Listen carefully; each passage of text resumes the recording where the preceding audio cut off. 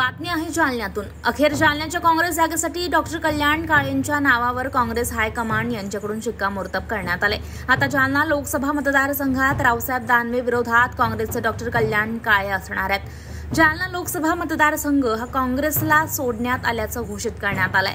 लोकसभा निवडणुकीत जालना लोकसभा मतदारसंघासाठी अद्याप महाविकास आघाडीकडून उमेदवाराची घोषणा झाली नव्हती। त्यामुळे मतदारसंघातील कार्यकर्त्यांमध्ये आणि सर्वसामान्य मतदारांमध्ये चर्चेला एकच उदाहरण आलं होतं। तर काही काँग्रेसचे बडे नेते गुडघ्याला बाशिंग बांधून लोकसभेच्या आखाड्यात उतरण्याच्या तयारीत होते। मात्र काँग्रेसने काल सर्व गोष्टींचा निवाडा केला। महाविकास आघाडीकडून पत्रकार परिषद घेत जालन्याची जागा काँग्रेस उमेदवार डॉक्टर कल्याण काळे यांना देण्यात आलेली आहे। भाजपच्या रावसाहेब दानवे यांच्या विरोधात काँग्रेसचे डॉक्टर कल्याण काळे यांच्यात लढत होण्याची शक्यता निर्माण झाली होती। आज या निर्णयावर आता शिक्कामोर्तब झालेला आहे।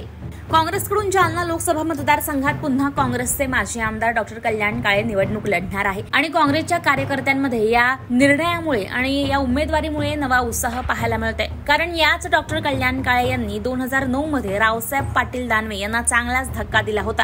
आता हाच पॅटर्न पुन्हा जालना लोकसभेमध्ये पाहायला मिळणार का, अशी चर्चा सध्या जालना लोकसभा मतदारसंघामध्ये पाहायला मिळते। तर भाजपाच्या गटातून सुद्धा उलट-सुलट चर्चा सुरू असल्याचं चित्र जालना लोकसभा मतदारसंघात पाहायला मिळते। कारण त्या काळी 2009 मध्ये काँग्रेसची सत्ता होती, आता गल्ली ते दिल्ली भाजपची सत्ता आहे। त्यामुळे डॉक्टर कल्याण काळे यांना उमेदवारी मिळाल्याने रावसाहेब पाटील दानवे यांना कसलाही परिणाम होणार नाही। उलट रावसाहेब पाटील दानवे ही भरघोस मतांनी विजयी होणार असल्याची चर्चा सध्या मतदारसंघात जोर धरत आहे। आता मतदार राजा आपला कल कोणाकडे देणार याकडे सगळ्यांचं लक्ष लागून आहे। देशोन्नतीसाठी सुयोग खर्डेकर, जालना।